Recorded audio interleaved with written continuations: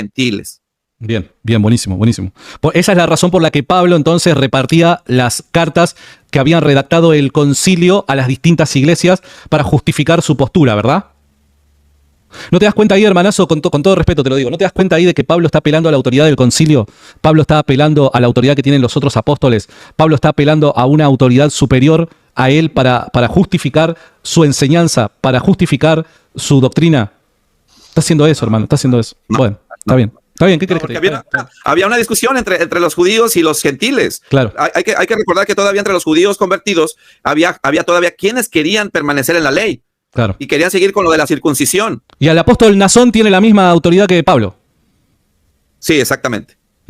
Así como ustedes los católicos dicen que tienen la misma autoridad del Papa que Pedro. Recordad que el Papa es sucesor de Pedro. Es sucesor de Pedro. ¿Está bien? Por eso ustedes Y el apóstol Nazón, que es tipo el Papa de ustedes. no es sucesor, pero sí es elegido por el Señor para ser apóstol. Así como fue Pablo, como fue elegido. Mira. No sucesor. Directamente por Dios. Sí, exactamente. ¿Y cuándo ocurrió eso? ¿Cuándo pasó? En el 2014, de diciembre, a fines de año, pues del 2014. Pero que alguien presenció esa elección por parte de Dios. ¿Cómo se llevó a cabo? Pues necesariamente porque Dios elige a los que Él quiere y no necesita tener testigos para hacerlo, ¿no? Pero entonces ¿vos por qué lo crees? Porque el tipo se presentó y dijo, Dios me eligió, todos sométanse. Nada, simplemente da el testimonio para que nosotros, como la Iglesia de Cristo, que estuvimos en oración continua, no hicimos votos, no hicimos un conclave, no nos metimos a un cuarto de forma privada que nadie nos viera para ver que no. Toda la Iglesia en general hizo oraciones y pidiéndole a Dios lo que teníamos que pedir. Y ¿qué le pedían? Respondió en su momento. ¿Qué le pedían? Pues le pedíamos a Dios por el apóstol Samuel Joaquín Flores en su momento, pero después de que el apóstol Samuel duerme en los brazos del Señor, empezamos a pedir a Dios qué es lo que iba a pasar, cómo iba a continuar, qué iba a suceder, porque nosotros tenemos el conocimiento de que cuando un apóstol de Jesucristo deja de existir, se cierran las puertas del cielo, porque ellos son los que tienen la llave. Ajá. Sí, se cierran las puertas, entonces, pues oramos lo que teníamos que orar. En el caso, cada quien oraba de forma individual. Aquí no hay rezos, aquí nadie repite lo que otro habla o lo que otro dice. Cada quien pide lo que así siente y desea decirle a Dios. En este caso, Dios responde. ¿Y ustedes cómo saben que respondió por ese apóstol?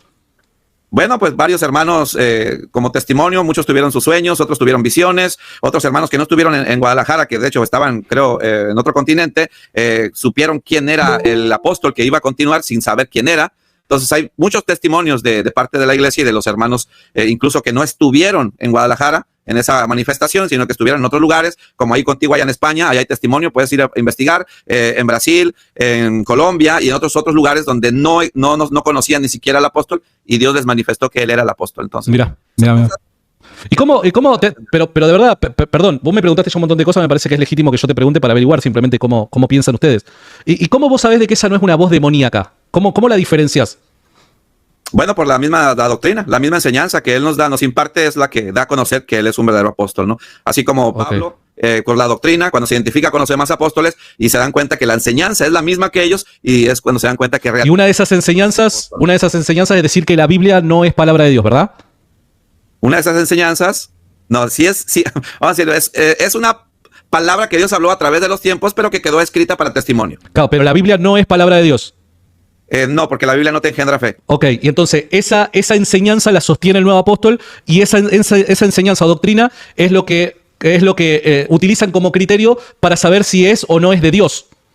Es que esa Biblia que tú traes en la mano se convierte en palabra de Dios en las manos del enviado de Dios. En el Nazón, en el hombre Nazón Sí, exactamente, si lo quieres ver. Okay. Sí. Esta Biblia, esta otra bibliota que tengo yo aquí. Esa es una de las doctrinas que lo confirman a él como verdadero enviado de Dios.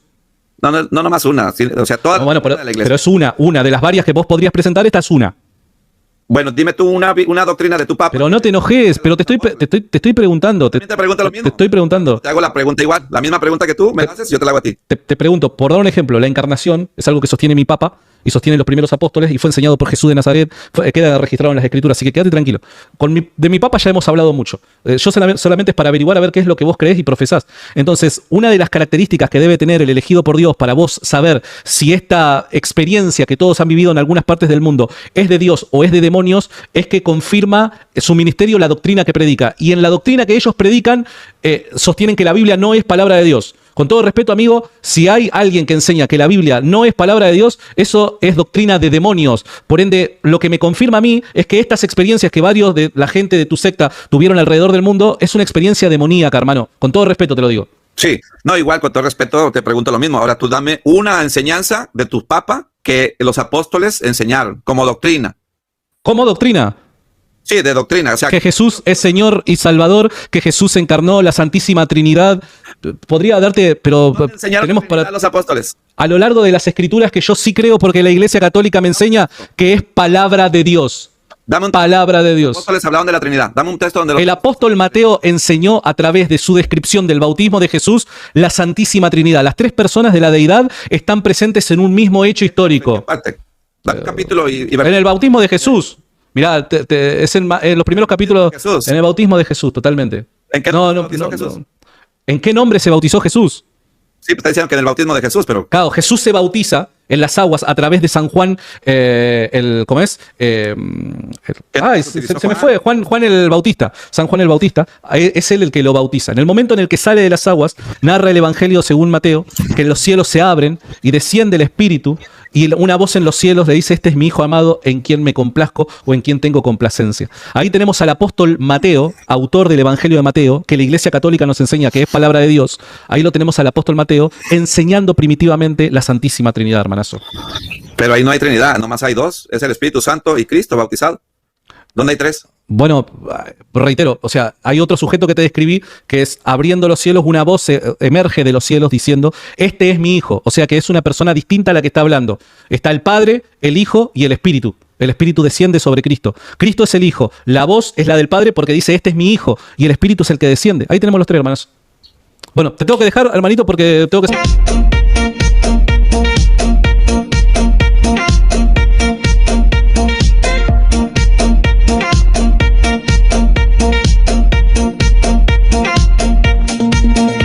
Americano.